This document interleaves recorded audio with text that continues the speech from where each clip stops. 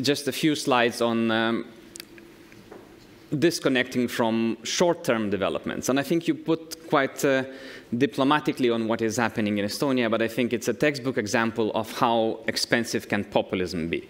And the definition of the populism is you propose to the voters something that sounds appealing in the short term. You will get the money. We will do something that is good financially for you, but obviously will backfire dramatically in the medium and long term. So always, whenever we talk about what is happening today, how we can improve the welfare of the households, we have to also think, how will that affect us in 5 years, in 10 years? How will that affect our children? An Estonian example, allowing people to take away money from pension funds and spend them in 2021, has created a nice party. GDP grew by more than 8% in 2021. People spending that on travels, new cars, sometimes gambling, sometimes buying real estate, all sorts of stuff. That was a good party. But right after the money was spent, we see a prolonged recession, very weak confidence, and on top of that, starting next year, they will face a lot of new taxes. And one of the reasons why Liiva showed that inflation will be above 4% in Estonia is because of the new taxes, higher VAT. So all the voters all around the world in democratic countries have to think not only in what I will get from the government today because of one of the or the other decision, but how will that affect us, our competitiveness in a medium and long term. And long term is, of course, most interesting and most important. And Baltic countries have seen an exceptional convergence, despite all of the shocks, all of the crises, all of the transformations. When I was finishing the school, Lithuanian and Latvian GDP per capita was around 30% of EU average. When we entered the European Union, it was close to 50% of EU average. Now in Lithuania, it's 91% of EU average, around 77% in Latvia. No other country in Europe has showed a much faster convergence towards European Union average. Quite the opposite. We've seen many examples. It's not a given thing that we will continue growing and getting richer and increasing purchasing power no matter what. There are plenty of examples. Look at Italy.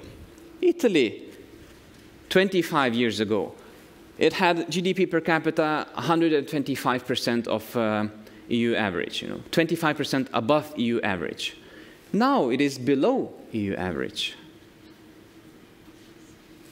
Average Italian real wage today is lower than it was 25 years ago.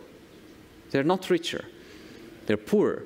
You can see, look at the other central European countries. Slovenia, for example. Slovenia has reached around 80% of GDP, of European Union average GDP per capita 20 years ago.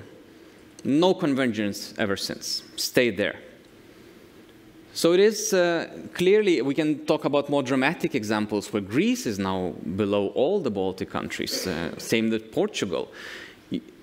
You can make stupid political decisions which will hurt your competitiveness and will hurt your economic well-being. So Italy is a textbook example of economic mismanagement, corruption, populism, which led to an outright economic decline. Not stagnation, not lack of growth, a decline in economic well-being. So where will Baltic countries be in 5 years or at the end of this decade? I mean, we can hope that this trend will continue, but it will be much more difficult going forward. And the other examples illustrate that. Once you reach around 80–90% of EU average, further push towards that average, towards richer European countries, becomes much more difficult, because it's not enough to import, advanced technology, to build a factory, and to export these goods. It's still good, it can still move you forward, but you need to climb up the value-added chain. So it is a likely and hopeful scenario, but it's equally likely that we will stagnate around current levels.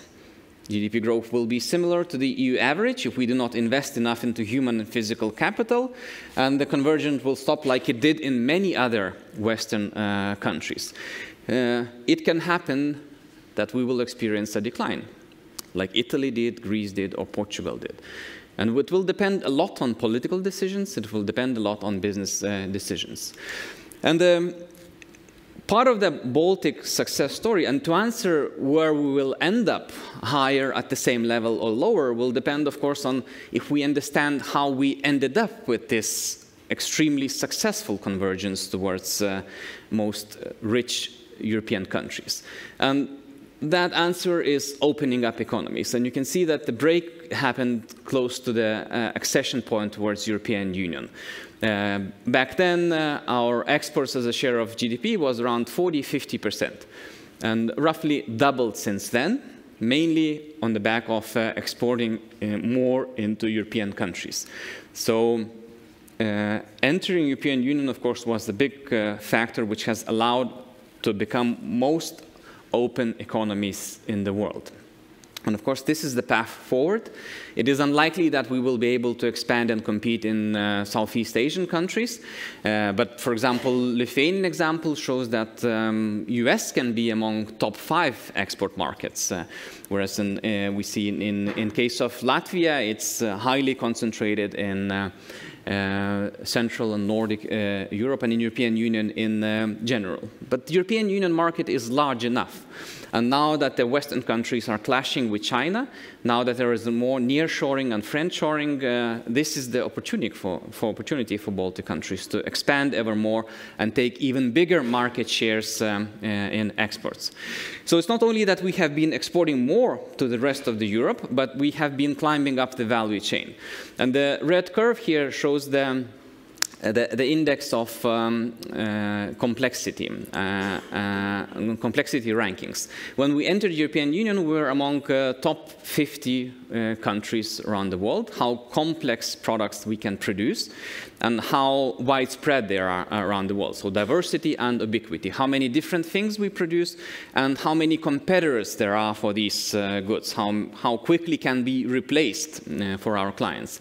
And there was a progress. Now all 3 Baltic countries are roughly among top 35 countries around the world. Latvia a bit lower than Lithuania or Estonia. And this highly correlates, of course, with convergence with higher GDP per capita. How complex things you are producing and how many competitors for that you have around the world. There has been a transformation of the economies. The most notable one has happened that higher value-added sectors, ICT, information communications, professional, scientific, technical services, roughly doubled in a matter of 25 years. What is interesting is that industry has contracted, and this is where it's perhaps the weakness of the Latvian economy, why Latvia is a bit behind Estonia and Lithuania in terms of GDP per capita.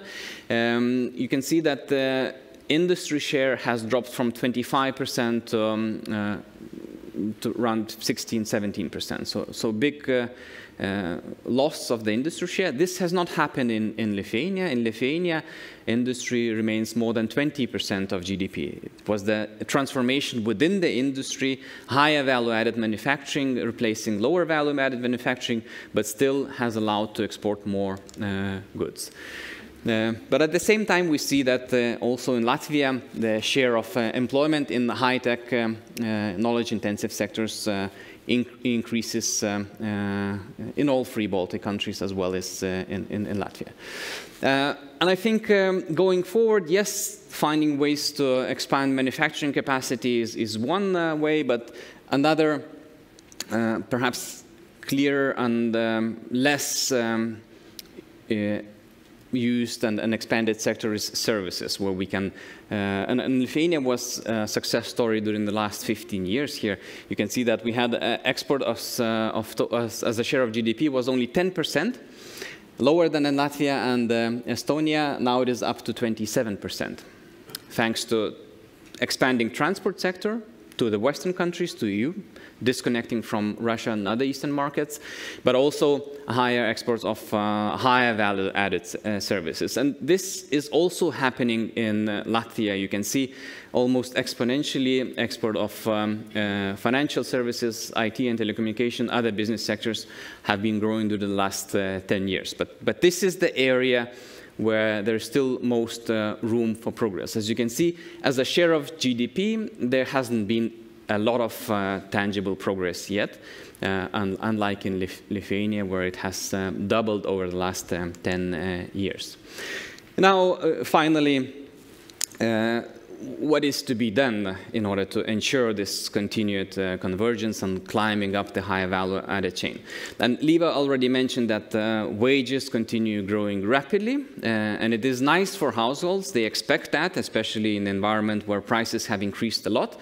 And sometimes it's a good idea not to talk about if the wages will grow by 9 or 8 or 10% next year, but to look at the bigger picture. You know, when we were when I was finishing the school, average wage in Latvia was a bit above 100 euros. Now it's 10 times larger. When we were entering European Union, average wage was around 250 euros, a bit less. So now it's 5 times higher. So this was, again, remarkable increases in net wages. And of course, the wages increased much more than prices did. But at the same time, now we economists tend to look at the correlation between wage growth and productivity growth, because those two cannot disconnect for too long. And if value added within the economy increases slower than wages, that eventually leads to the loss of export markets and competitiveness. And for the past 10 years or so, we've seen that actually wages, real wages adjusted for inflation, have been growing more rapidly than real productivity. So this would imply some loss of the competitiveness. This has not translated into weak exports yet. And you can look at all 3 Baltic countries have been gaining market shares around the world. So this is what share of the global export markets in goods and services are taken by Latvian, Lithuanian, and Estonian exporters. As I illustrated, as I said before, I like this slide a lot because I'm from Lithuania, and it illustrates a big success story on how Lithuania has expanded during the last 10-15 years, especially in terms of services. But it's all 3 Baltic countries have been not only growing in terms of exports, but have been growing more than the global trade. So they continuously increase their market shares, especially in European Union, but globally as well. More recently, we see that bigger share of businesses indicating that the competitive position has likely weakened. And this is the competitive position inside the EU. We could guess that it's partially due to energy sector problems, but energy crisis is sort of subsiding now, and we still see that a lot of businesses are worried if they can compete within the European Union. And I think it's partially related to demographic reasons. Do we have enough qualified labor? And partially related to the price of labor.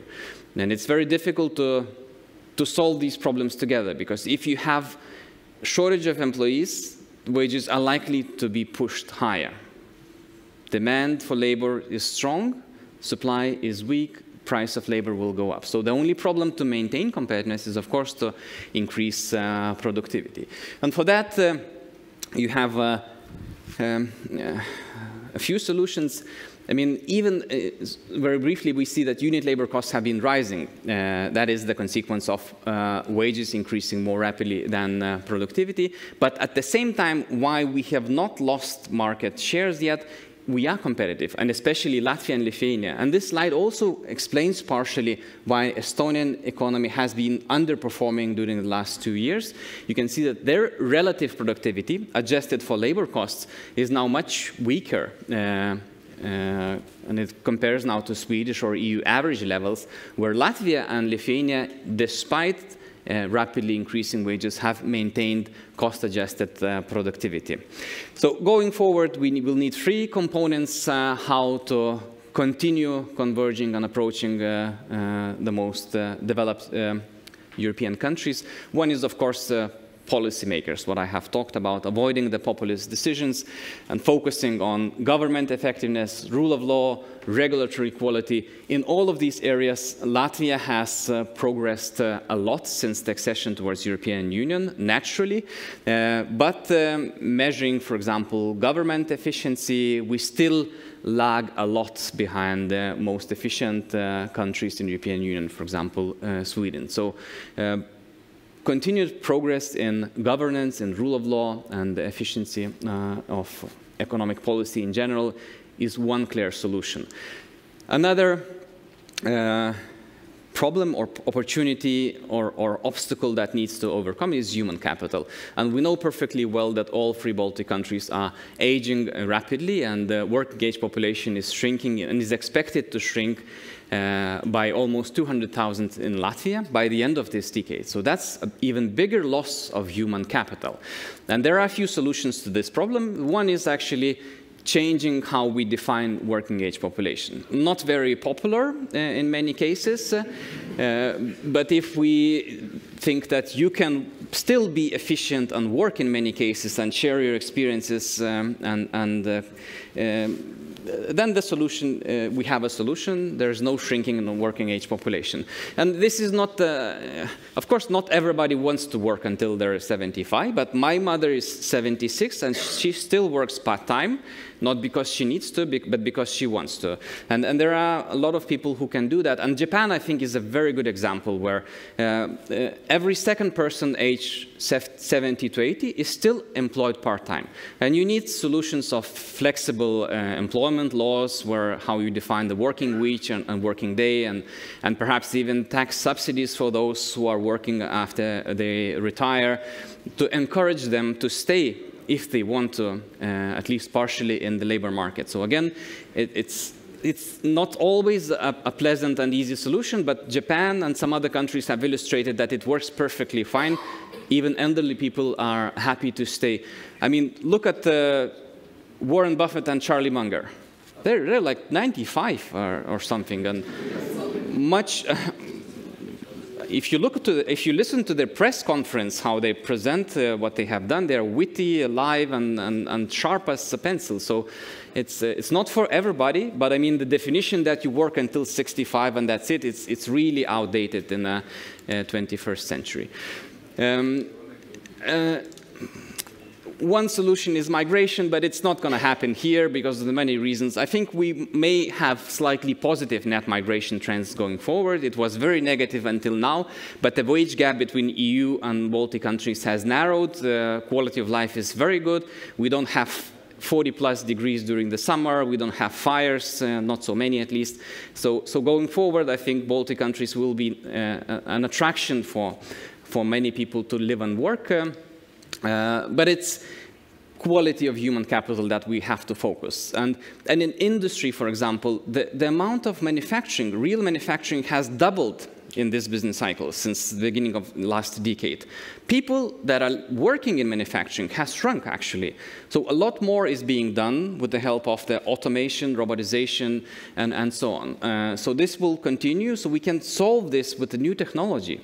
You don't necessarily need, I mean, if you go into the modern chicken factory or furniture factory, you can be surprised how few employees there are and how this is controlled, how many processes are controlled by computers and robots. But the quality of human capital is, of course, most important, how many people are educated. And here we shine in terms of educational attainment.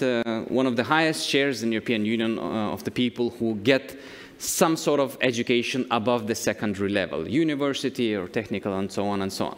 But we should not mistake the quantity of education with the quality of education. And here there is some progress needed. Estonia has made a remarkable progress during the last 15 years. They have now have a higher education quality in the secondary school as measured by the OECD than the OECD average than Sweden. And you can see that Lithuania Latvia, and especially Lithuania, is below the OECD average. So this is where you have to start improving the human capital. It's not only universities, but it starts at school and even at preschool level. But if you dig deeper why we are below the OECD average, then we see that it's not because of the average student, it's not because of the best, because if you look at the top decile, they see that the top performers are equally good in Lithuania, in Sweden, in Switzerland, or in other countries. It's the share of underachievers, those who don't reach the second level out of 6 levels. In Lithuania, 1 out of 4 school leavers know nothing. That's the definition of underachiever. They define it more diplomatically, but they know nothing, basically. It's a bit better in Latvia, but a lot better in Estonia. And this, again, suggests what is the solution. We have weak rural schools where education quality is much lower than the average. And these school leavers, they have already, insufficient base start where they cannot compete in the labor market and expect much. And finally, Lauris has talked a lot about this. Basketball, the most important basketball match starts in 1 minute, so I will be brief because Lauris has mentioned this. But we also have underperformed in this. I mean, if you look at the business investments as a share of GDP, throughout the last decade, Lithuania and Latvia has been lagging behind Estonia, lagging behind Sweden. And if you want to converge towards the richer countries, you have to actually invest in physical capital, even in a world where artificial intelligence and services are taking place. Physical capital, also in forms of fiber optics and data centers. This is the key for future competitiveness. And we will still need FDI, not because we don't have enough money. I mean, in 2004 and during the last 3 decades in general, FDI inflows was the most important source of money, but not anymore. Now, all 3 Baltic countries have sufficient financial reserves, but FDI inflows bring a lot more than money. They bring patents, they bring markets, know-how, everything that can expand our economic capacity. I think the good example was in Lithuania, where Thermo Fisher Scientific have built a factory in 2021 in a matter of 4 months, the record pace for that particular company, factory that produces reagents for vaccines. It has increased Lithuanian exports of chemicals tenfold in a matter of 1 year. And they have invested in that factory. They haven't borrowed a single euro in Lithuania. They didn't need the money. But because they could build very quickly and start producing vaccines, they chose Lithuania. So it's very often, it's not about the money, but it's also how business-friendly the politicians are, how quickly they, and without the corruption, they can provide all the business permits and so on and so on. And finally, this has been already mentioned by Lauris, but I will remind you that as a good banker, our debt in Baltic countries, and especially in Latvia and Lithuania, is remarkably slow. We are like, we are very resilient to interest rate increases, but this, for me, shows an opportunity to take the capital and invest into the future. Thank you.